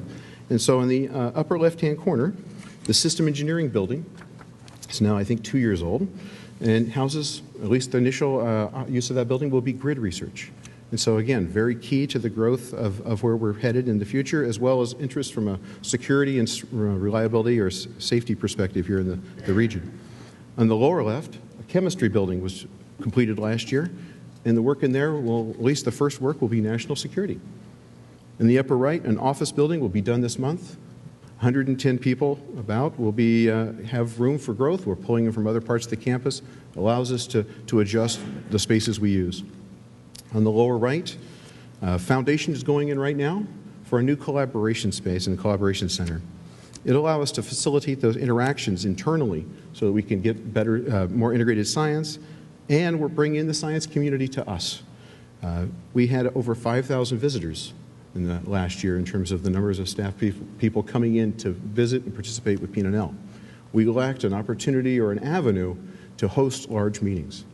And you've heard Steve Ashby probably give the pitch before. Whenever we hold a large meeting, we end up pitching tents out at the P&L campus.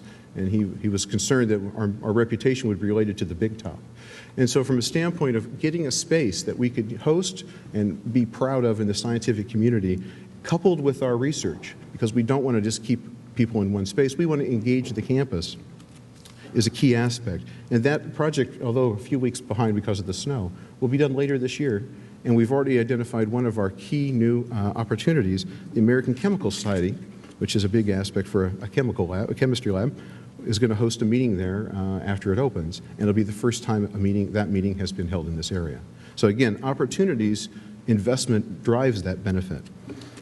These are all less than $10 million investments, so they're fairly small in government terms. If you've noticed in the Herald a couple days ago, we are working on a larger investment. This is in the $10 to $100 million class activity. We're still trying to narrow it down. We're working through the concepts. But this would be an anchor facility on our campus, and it would focus on basic energy sciences. So again, growth for the future.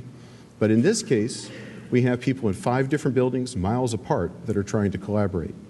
And cutting-edge space and collaboration together are what the formula for the future.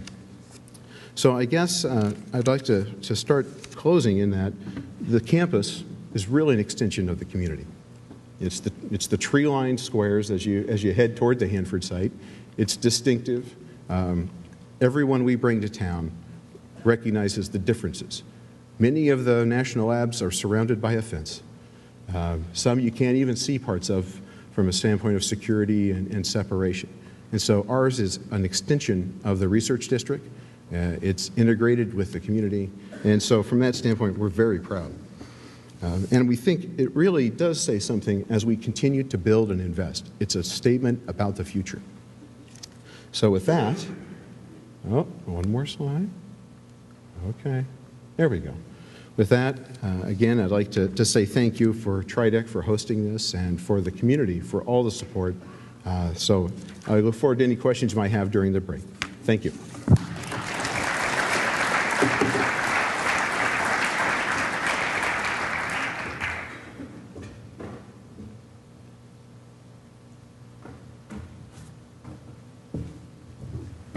Roger, again, thank you. I think we recognize, and I hope many of you do too, that PNNL is one of the anchors for this community's future. We need to support PNNL. We need to encourage its growth and do what we can as a community to celebrate the fact that they're here. So, Roger, again, thank you very much for presentation.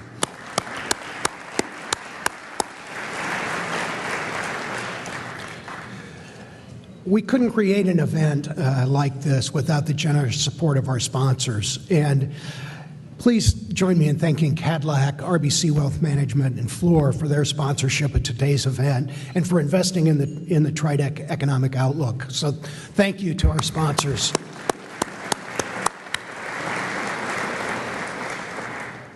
Since 2008, TRIDEC has been honored to have Cadillac Regional Medical Center as a premier sponsor of the Tri-Cities Economic Outlook.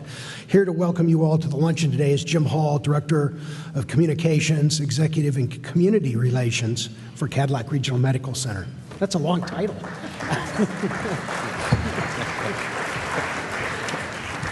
I apologize for the long title, Carl. Well, good afternoon, everybody. On behalf of everyone at CADLEC, I want to welcome you and thank you for attending today's Economic Outlook. As Carl touched on, this is the 9th year that CADLEC has participated with TRIDEC as the presenting sponsor.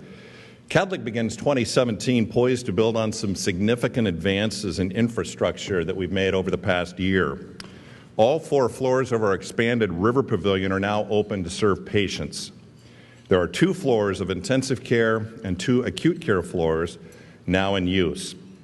This project allows us to increase capacity to meet the needs of patients, not only from around the Tri-Cities area, but throughout Southeast Washington and Northeast Oregon. With our recent weather, our new parking garage couldn't have come online at a better time. 5 stories, 660 spaces, and the beauty, it's front door parking, most importantly for the patients and visitors when they come to the hospital.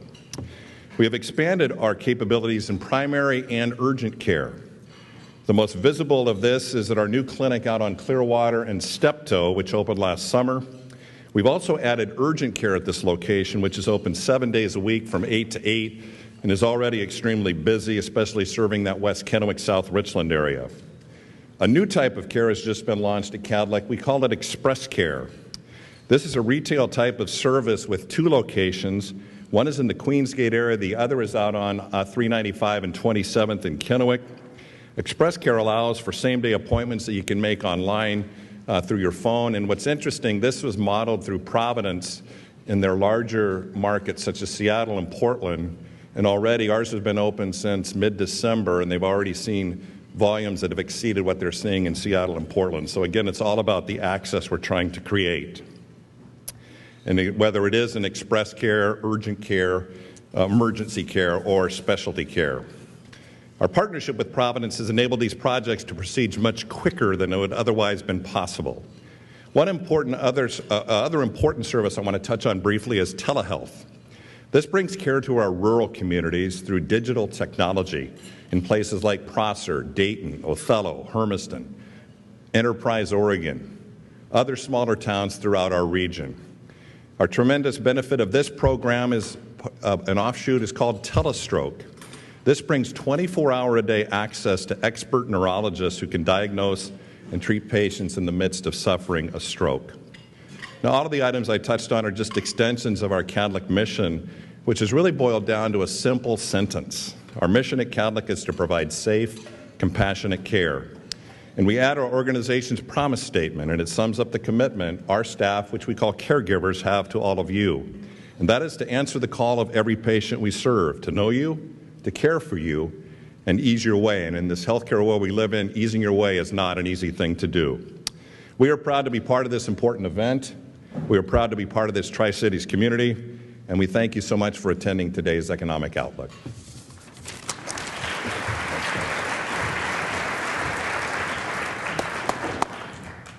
Thank you, Jim. For almost, I think, as long as CADLEC has been a major sponsor of this event, RBC has been the speaker sponsor for the luncheon.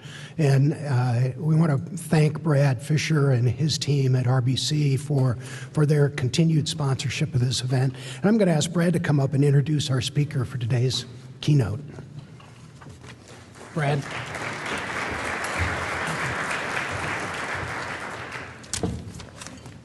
Thank you, Carl, and good afternoon.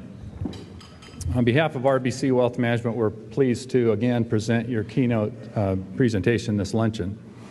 Before I introduce today's keynote speaker, however, I'd like to draw your attention to a document we have at each of the tables, Global Insight 2017 Outlook. We'd like you to take advantage of reviewing that, find some pretty good information in that. And also at RBC, we work with our clients every day to identify creative solutions for their complicated investing needs and work closely with them to build income streams they can't outlive. Now to our keynote presenter. Our keynote today is not being brought to you by Michael Spittler. Over the weekend, we learned that there was an emergency and Michael could not join us. Enter Scott Brown from Pacific Funds, and Scott, would you please stand? Scott scrambled to find another speaker on very short notice. We appreciate what you did to do that, Scott.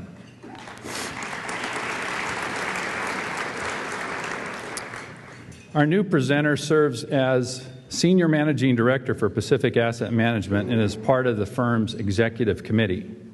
He heads up institutional business development, product, and account management for the firm. Prior to joining Pacific Asset Management in 2008, he was a director of institutional business at Lombardia Capital Partners. He has over 17 years of industry and investment experience.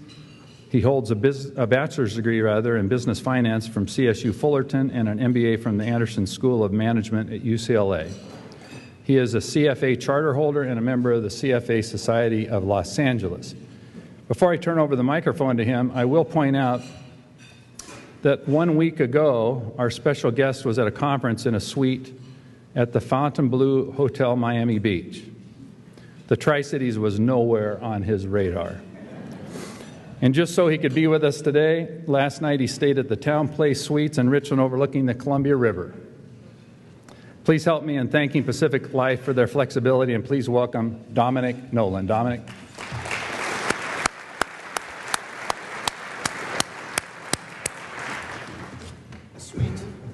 Sweet. All right. Can you hear me? Okay. All right. I'll preface this with good news. I'm not going to take up the full 40 minutes, so I'll start there. And then I'll also preface it by saying if you hear shaking in my voice, it's because it's freaking cold. It is cold. Cold. So Miami was about 80. We're based in Newport Beach, which is, I'm going to sit. Does this work? Can you hear me okay here? Okay. At Newport Beach, but so anyways. And third, there was some technology issues on the translation with the slides. So if you look at those slides and go, what is that guy? Just know that blame Bryn and Sergey from Google, and we'll go from there. So thank you again for your time, and I'll try and make this somewhat interesting. I'll give you a very brief background about Pacific Asset Management. We're a pretty unknown firm, but our parent sponsor, Pacific Life, I think is fairly well known. In particular, there was an investment shop that Pacific Life started in the early 70s that is well known, especially if any of you in here are CNBC geeks, and that firm is PIMCO. So there's a person that founded PIMCO. His name was Bill Gross. He started Pacific Life in the late 60s, early 70s, founded that shop, grew from really nothing organically to $2 trillion. And around the late 90s, German insurance company comes in, buys majority ownership, Pacific Life divests the rest of it, and they say, okay, well, we don't have that shop anymore, we'll start a new one. So myself and another partner had a shop called Pacific Asset Management. We were founded about 10 years ago. They called me and said, we'd like you to come on board. And so I decided to come on board to this shop in August of 2008. So really think about that timing, folks. August of 2008. So for those of you capital markets-wise, I joined 4 weeks before Lehman failed. And so a bit dubious from a timing standpoint, but that moment changed the world. And we're still seeing ramifications from that moment in September of 2008 today. And we'll get a little bit into that. Just a very brief background about the firm. Again, Pac Life's $130 billion. My team runs $6 billion. We run about $2.5 billion for funds. I say in the fixed income world, that's very small. If we triple in size, maybe we'll be a small manager if we triple. So someday I hope to be a small manager. But nonetheless, I think what we do is I think we're good at what we do, but I'm not here to talk about that. I'll share with you a little bit about a recap on the capital markets, in particular around fixed income, and then get into, it's hard to have a conversation today without discussing the most talked about person in the world, and that person is affecting, I think, everything at this moment in time. So not here to give you political views. I'm just here to hopefully present to you data and just some general thoughts and philosophy on what's happening. Then give you a little summary on the 2017 outlook. So thank you for the trust, and then we'll kind of go from here. And I'm also tend to speak off the cuff, so if any of you have questions, feel free to raise your hand and interject. If not, happy to do a Q&A afterwards. So anyways, I'll mark time, and I'll be out of here soon enough. So let's chat a little bit. I don't know if you can see the verbiage here, but the fourth quarter, some slides we have. The fourth quarter actually saw pretty good returns for what we call risk assets. So from the standpoint of your investments, equities did well. Most of fixed income did well, and I say that most of fixed income, I would say credit. So if any of you hold things such as high-yield bonds, floating rate loans, or senior loans, any credit-based instruments did quite well. And then the non-risk assets really people view as treasuries and mortgages, sort of government-based bonds. Those things actually got hit pretty good. And then really what we saw in the second half of the fourth quarter is a real change in sentiment. The market rallied significantly after the election. And I don't know if you remember election night, but the period as they were computing the probabilities, the market started to sell off. And it sold off through the night, down 500 basis points on the futures. By the time it opened up the next day, the market was pretty much flat, and it seemed to just run from there.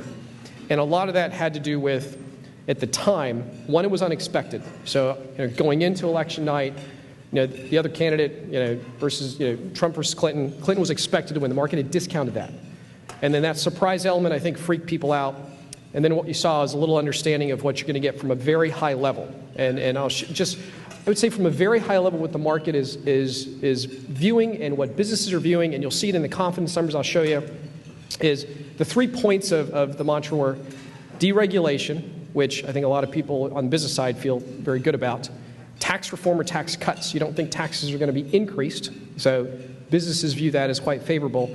And then you have the infrastructure spending. All of those elements translate into sort of a pro-business, pro-growth, and to some extent an inflationary situation. But for capital markets and Wall Street, that was viewed quite positively.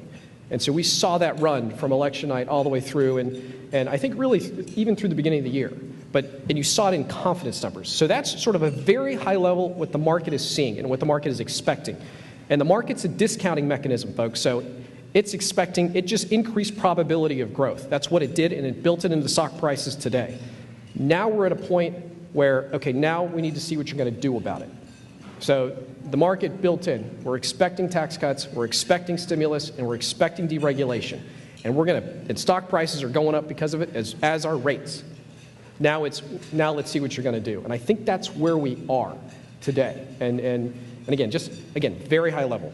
Here we go. Apologize if you can't see the numbers, but I think the relevance for you on this slide is that not all bonds are created equal. And for those of you that are familiar, I think the general mantra is if interest rates go up, bonds lose money. And I'd say that's a very fair element from a very high level. And we saw rates go up significantly in the second half of last year. If you look at I think the third column where it says 4Q return, it's hard to see, but the broad-based bond index had one of its worst quarters in 20 years, and it was down close to 3%. So that was one of the worst quarters in 20 years for bonds. But that's just one part of the bond market. If you look at other areas of the bond market, I mentioned credit, I mentioned high yield, I mentioned floating rate loans, they were still positive as rates went up, and that's really corporate debt. And then when you look at last year's returns from a capital market standpoint, the high yield bond market outperformed the S&P 500. So that was up 17% last year. The S&P 500 was up about 12. I think it was about 12, all in. The leveraged loan or senior loan market was up 10. Those are credit-based bond instruments or debt instruments. The general bond market was up 2.5%. So as you can see there, I think the real relevance of this slide is not all bond asset classes are created equal. And so I preach this to you because you hear a lot about diversification across equities. Same thing in the bond market. You want to have diversification. So you worry about rates or inflation. It doesn't mean get out of bonds. It may mean diversify your bonds. And so that's just, again, from an investment standpoint. This is one of those slides we can blame Google for. But I think the real relevance there is in the shadowed area to the right. What you saw was a spike in yields. And just to give you a sense of what happened to the 10-year Treasury, and by the way, I work with students a lot across local universities. To me, the most important number in all of capital markets is the yield of the 10-year Treasury. That sets general growth expectations, inflationary expectations, and risk premia for much of the world. So the 10-year Treasury got to about 1.3%, a little over 1.3% in the middle of the year. And it closed the year close to 2.5%. So you saw a rate rise of over 100 basis points. And in particular, you saw a pretty big rate rise in November. So for those of you just getting statements, et cetera, and just to put some perspective, if your fixed income investments are down, it's because rates moved up significantly. It was one of the worst quarters in 20 years, and it's because expectations for growth and inflation really moved. So I'm going to ask a question in this room. How many people think rates in the United States are too low? Oh, right. Nobody. Wait, a couple. So how many people think rates are too high? I think the rest of you just have forks in your hand and don't really want to raise your hand, so I'll just leave it at that. I'm going to share with you perspective, because you hear a lot, oh, rates are going to go up, yields need to go up, there's going to be inflation. The 10-year Treasury, this is as of today, so the 10-year Treasury, and this is what mortgage rates are set off of predominantly, 2.47%. So why in the world would anyone want to buy a 10-year Treasury at 2.47%? That's all I'm going to get over the next 10 years. Anybody know what the German 10-year is? The German 10-year government bond, as of today, is 46 basis points, 0.46%. That's the German 10-year. So the French 10-year is at 1.08. The Spanish 10-year is at 1.66. The Swiss 10-year, this one boggles me, negative 10 basis points. That's the Swiss 10-year. And my point to you with this is we're at 247 with what is widely viewed as a pretty strong economy. Germany is a full 200 basis points below. Japan's sitting at 8 basis points on a 10-year. The point is we look really cheap. When you step out of the United States and look at what the world is facing, the United States 10-year Treasury looks really cheap. And so foreign buyers are coming in. And why that matters to you is that that just puts sort of a ceiling on rates. And I share that because over the next 4 years, we're going to be pummeled with fear. You're just pummeled with fear from a media standpoint, capital markets, everything, fear. And the fear of inflation, rates rising, and your bonds getting hit, it's going to be prevalent. My point to you is when you take a step back to the rest of the world, that looks pretty attractive. And so it helps, hopefully reduces the fear you have about investing in non-equity instruments. So again, just perspective. And by the way, we were at 137, and people were buying at 137. Now we're at 2.5. This is a bit of the, call it the Trump effect. This is sentiment. And when you look there, you see sentiment, and I apologize, another translation on time horizons, but that last spike, that shadowed area, that's sentiment post-election. And so what you saw was a significant increase in optimism for business. And that, how did that translate? It translated into equity rally. It translated into risk assets, moving higher. Why? Because I just think things for business are going to get better, and that's how it translates. This is another one. These are two elements too. This one is asking CEOs, is now a good time to expand? You saw a pretty good spike, that tail right there on the right-hand side of that left-hand chart. Forgive my navigation on that. But again, CEOs now are more optimistic about investing capital into the business. And then one of the things we find on the JOLT survey, it's a jobs-based data, you look at quit rates. So in theory, the higher the quit rates, the better the markets are, because employees are not going to quit if they think the job market is poor. People tend to quit more if they feel they can go get a higher paying job or move somewhere else without any significant impact. So when quit rates are higher, that tends to be one of those second or third derivative markets of unemployment. Let's see how people are feeling about the general job market. That's been trending up. So again, alluding to a strong job market. Here is another translation, but I think when you look at the chart, here's what I find is interesting. If you look over the past, that line I made, that black line that goes across, that's 3% GDP. We haven't hit 3% GDP really since a housing bubble. It's been a long time. And so this is where the rubber meets the road. So all these expectations that we have in markets, these expectations, for business, it needs to translate to GDP. And if somebody says, hey, I think rates are going to go up, that's fine. What do you think GDP is? And I know that we've been in a two-handle for a while, and it's interesting, what is, a slow growth economy to one man is a stable economy to another. 2% GDP is fine for some, but it's slow for another. If we can get 3% GDP growth, what that means, obviously it's going to mean asset appreciation. It'll probably mean higher bond yields. It'll probably mean higher equity prices. But the market's baking in some expectations. That's really what's happened over the past 30 to 45 days. It gets back to the bigger thing. I mean, to me, the question about what's going to happen to markets really is predicated on, do you believe that the administration's policies will translate to growth? That's really the magic question. If you don't, you probably want to get defensive.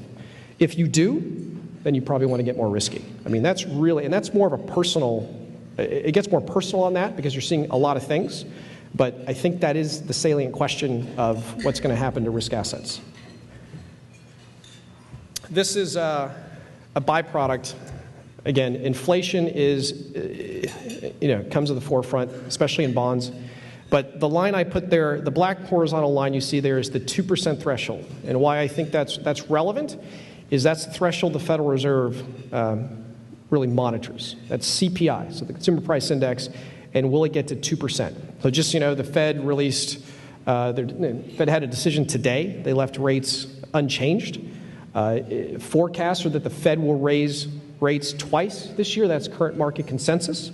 So that'll take Fed funds to a little over 1%. Why that matters, it's going to affect money market rates.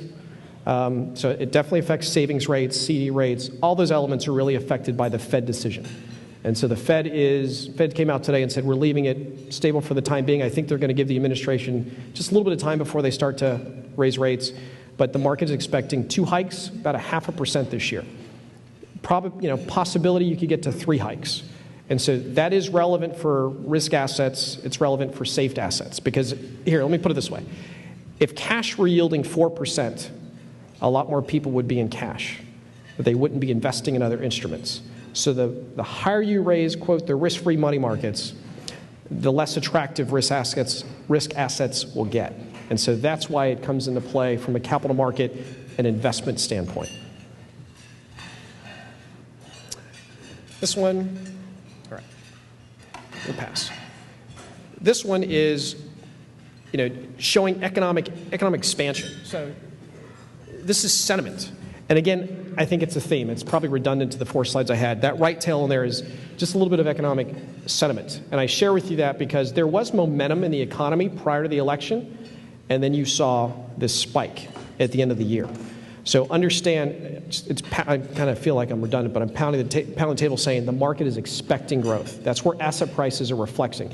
That's where prices today are telling us about the futures. We expect growth, which means if they're not able to deliver on it, I think you might have a little bumpiness in asset classes.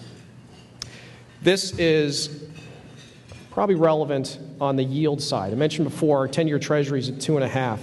To a European buyer, they're getting a lot more yield in a stronger economy with an appreciating currency. So what have they done over the past 4 or 5 years? You have a lot of European buyers coming in and buying our bonds.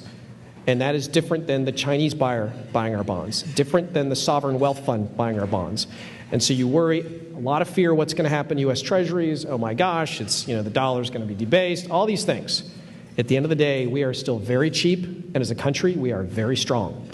And so know that that's why you haven't seen rates move up to the extent that most people would have feared. Definitely, I think the media has really hurt investors over the past 8 years. That fear has prevented them from taking appropriate risk or believing in our certain markets. And I share this with you as to a person outside the U.S. in a developed country, they've been buying our bonds, and it's been a good trade for them. Here is Fed funds dot plot. So a couple times a year, the governors of the Federal Reserve come out and they say, where do you project the overnight rates to be? And so you see that there's a little bit of disparity there. Again, the rates are, let's call it 75 basis points-ish. You put 2 raises in next year, it puts you to 1.25. But you see there's some Fed governor that has this going to 2.5, or between 2.25, 2.5. You have some saying it's 1 rate hike, but consensus is around 2 rate hikes on the dot plot. And again, that just gives us an indication of where the Fed is going to go. This is definitely a capital market slide. I think for many of you, it gets to yield versus interest rate risk. And I think that you see a bunch of dots in the lower right. That's your traditional investment grade bonds.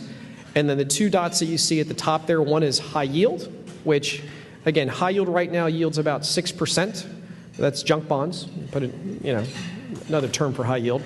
And then bank loans or floating rate loans, which yields about 5%, doesn't really have rate risk. So again, this dot really reflects not all fixed income is created equal.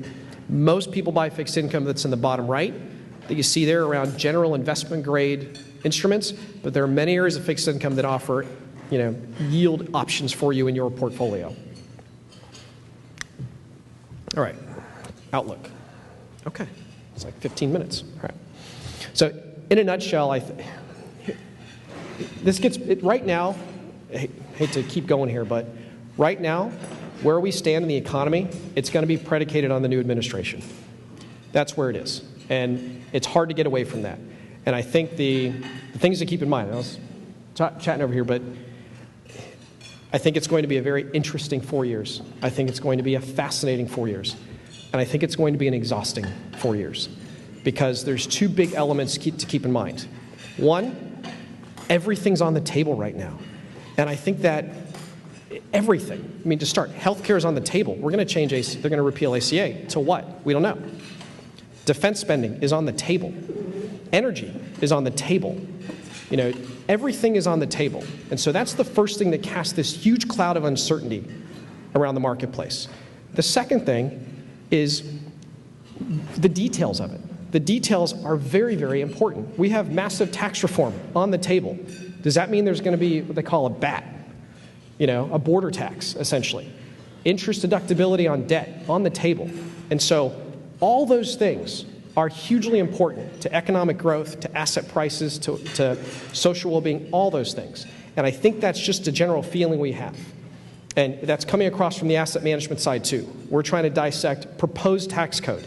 Is that a waste of time? I don't know, because we got to see what actually gets implemented.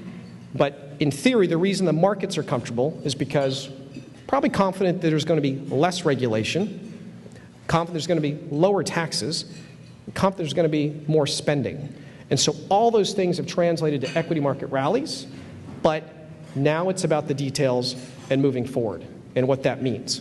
And so there's a lot of ironies in what we could see. For instance, there's 2 Fed seats that are going to be up. The administration campaigned that rates need to be higher on the Fed. We need to put hawks on the Fed. If you put hawks on the Fed, you're going to have rates go up quicker than you think, which is counterproductive to the growth that you want. So there are things that are at play, a lot of cross-section, a lot of crosswinds at play. And I think ultimately this is what's going to determine, where we go. And so, he's been in office for, less, a couple weeks, week or two. And we know they're going to be aggressive. I think that's evident. Now let's hope. I think America and the world hopes aggressive is fine, but the key is aggressive and thoughtful is what you want. Aggressive and reckless is a problem. And so so I stand here before you with a lot of data, but a ton of uncertainty on what this means. And so if I can say this, if we get aggressive and thoughtful, I think those elements around growth will be positive and deregulation will be positive and we'll be a much stronger country. Aggressive and reckless, there's going to be some casualties. We don't know where those casualties will be. So that's just a general feel. I don't know if you feel the same way, but I know on our end, we're trying to dissect everything we can coming out of D.C. It's early. Generally, all administrations make mistakes early on. There may be some turnover there initially in the first few months. That's normal, again, for administrations. But the long-term ramifications are sort of up for debate and to be continued. So I guess I stand up here saying one big I'm sorry for not having any crystal ball on anything. But okay. Thank you for your time. Appreciate it. Enjoy your lunch.